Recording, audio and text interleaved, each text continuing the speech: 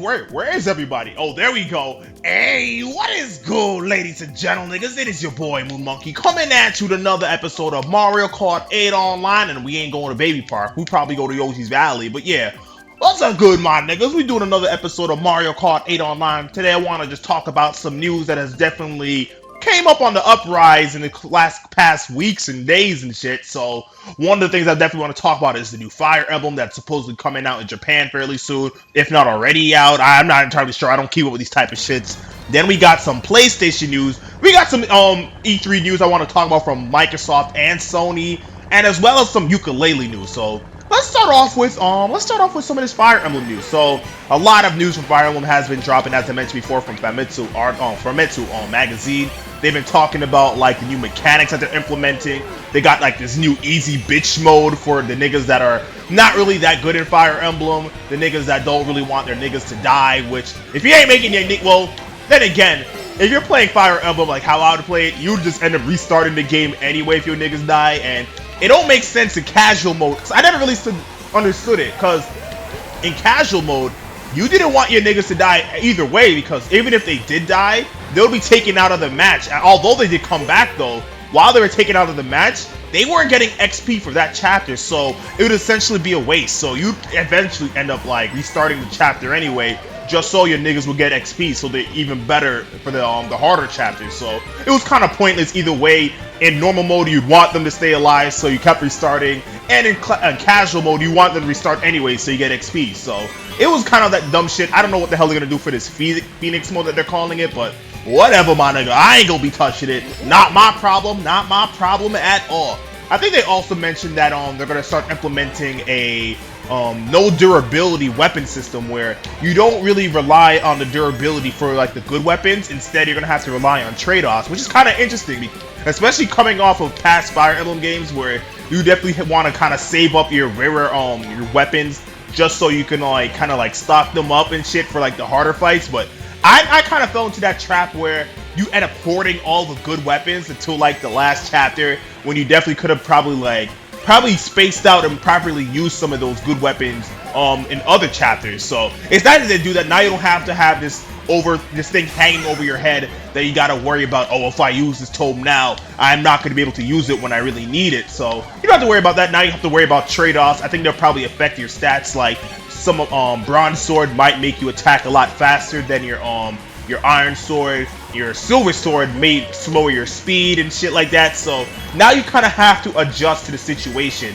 If you got a fast nigga that could probably compensate for the silver sword, you probably want to give it to them. Killing Edge might have the high critical hit rate, but it might have like a con to it as well. So I kind of like that. That's kind of a hot way.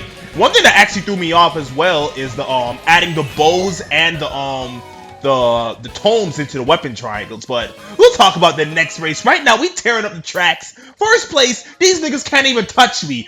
Butt Nugget, Manu, Crystal, all these niggas eating my dust. Like, who are you niggas to me? You straight catching work. I'm an employer right now. Catch this work. So yeah, they added the magic and arrows into like the whole weapon triangle. So I'm not entirely sure what it is. What is it, like axes and tomes are strong against like lances and bows? Like, I'm not entirely sure. All I know is that the tomes and bows are now in the weapon triangle now. So now you're not gonna have like these other weapons outside of the whole weapon triangle. It's kind of nice to actually incorporate them. So there's more of like a risk and reward going up against other weapons and shit. So I kind of like that. I kind of wish that they kept the old magic triangle that they had, at least in Sacred Stones. Because I know in Sacred Stones they had like a magic triangle of like anima beats light beats dark, and dark beats anima. I kind of like that, but it doesn't seem like they're going for the whole dark magic. Well, there is dark magic because they got Nosferatu and shit like that, but I don't really see much light magic and shit in what was it, Awakening? Yeah, Awakening. So I'm not entirely sure what they're planning on doing with the whole magic system. I don't know if they'll probably still will have like dark attacks, but I guess it'll just be under the huge umbrella of magic attacks. So that's kind of hot. I'm actually interested in just seeing like more of the game. Like, I want to. Oh, what is this? I'm actually just interested in seeing. Hold on. Let me just catch this nigga Toddy real quick. This nigga just bopped me, act like I ain't gonna see shit. Hold on, nigga. Bring that ass back here. Where you going, Toddy? Come back here, Tadio. We gonna catch him regardless. But yeah, I'm interested in seeing like what they're gonna do with the whole class system. I really hope they don't make you be able to... D? Oh, hold up, D. I'm gonna snipe you up. Hold up. Snipe him out the air. Alright, if I ain't gonna catch you, I'm gonna make sure This? What the hell is happening? We losing to a nigga named Butt Nugget? Nah, nigga. I'm not putting that on my resume. I ain't losing to a nigga named Butt Nugget. Hold up. There, first off. First things first. The D need to get the fuck away from me. I ain't about that life. There we go, Butt Nugget. This nigga need to get the fuck behind me. Hold up. Take that turn. There we go. Now all is right in the world. Hold up, we gonna take this turn. I want to make sure I gain some good ass distance. I also want to be... This butt fucker, what are you doing right now, bruh? Alright, so... everybody's out to get me, but what I definitely was trying to say is that I really hope that they don't allow you to reclass your party members every which direction. I hope they do balance it out. I mean, it is kind of nice that they have the enemies now be able to partner up on the battlefield. That way it's not going to be so one-sided that you're only able to pair up while your enemies aren't. So that should hopefully be able to balance out the combat, but I definitely want to see a little bit more stuff implemented just to kind of add that extra challenge for the player, so it's not just an easy steamroll in late game when you have all these extra added perks and shit with your unit. So we'll see.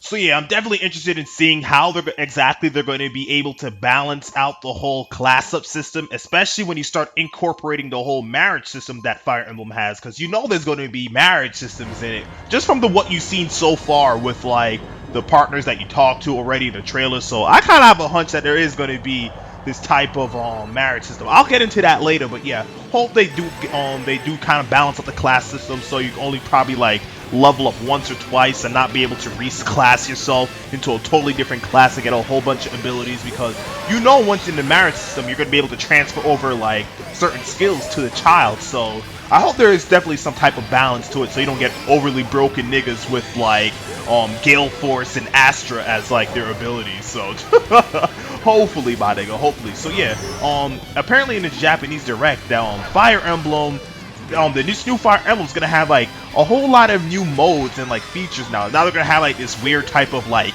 happy home designer mechanic where you're able to kind of like design your own, I guess, kingdom or encampment for Fire Emblem, so you get to like upgrade stores and shit. I guess you're gonna be able to talk to your crew.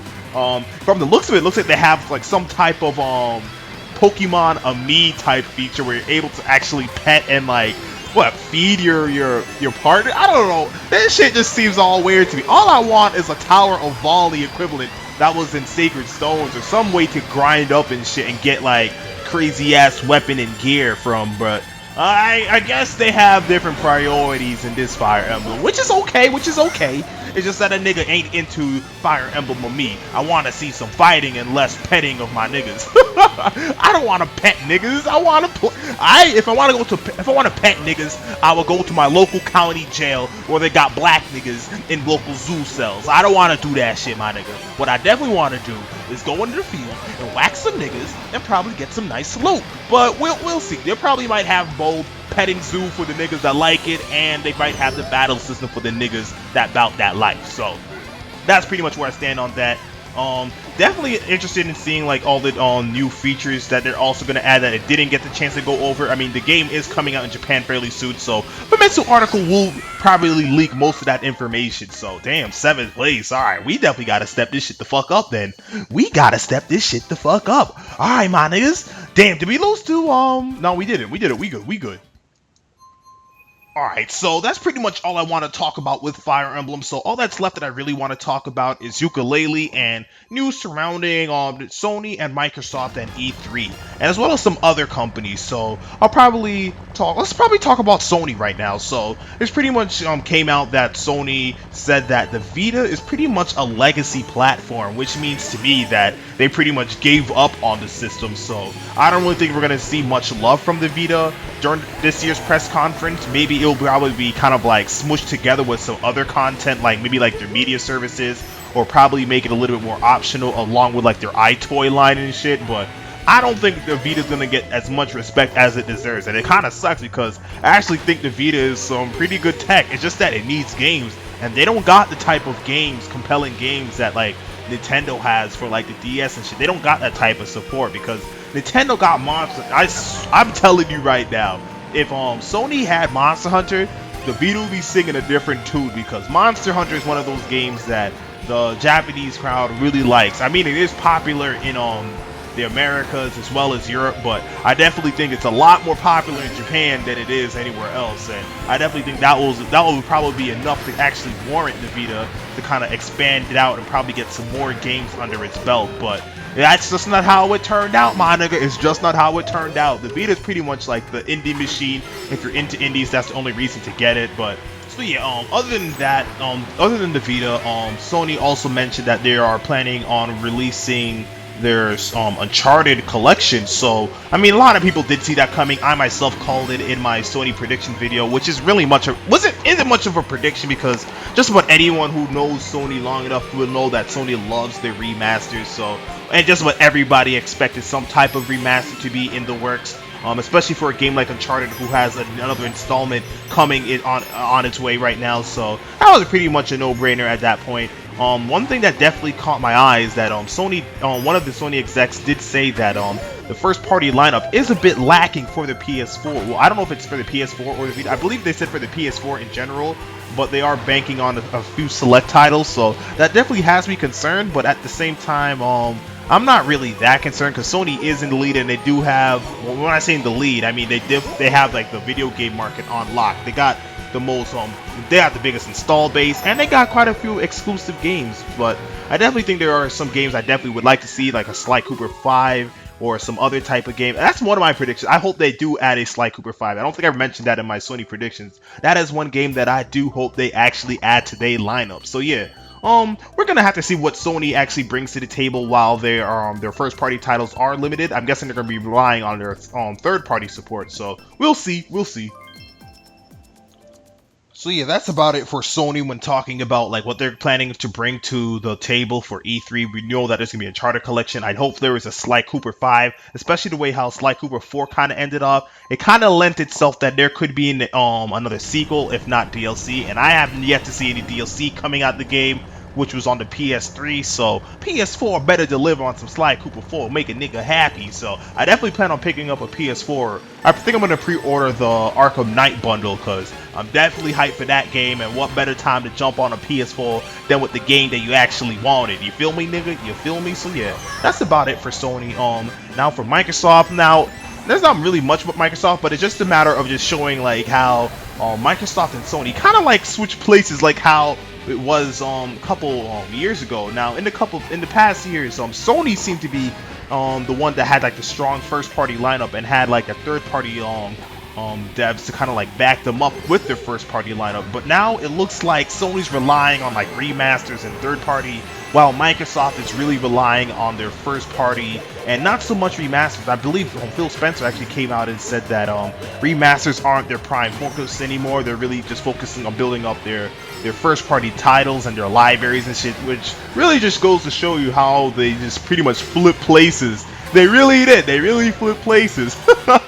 So yeah, also Fallout 4 was recently announced to be revealed at E3, so a lot of people get to expect to see that. I know we're gonna get to see some more of the Division. E3 is in 2 weeks. Keep in mind I am going to be doing my Nintendo E3 predictions, so I'll probably go a little bit in depth, a little bit more information on Nintendo, as well as some of the other companies, as will probably be my last video of wrapping up before E3 finally happens, my niggas. Now moving on to Yooka-Laylee. Now the team at Playtonics recently did an AMA on Reddit, and they released a lot of information.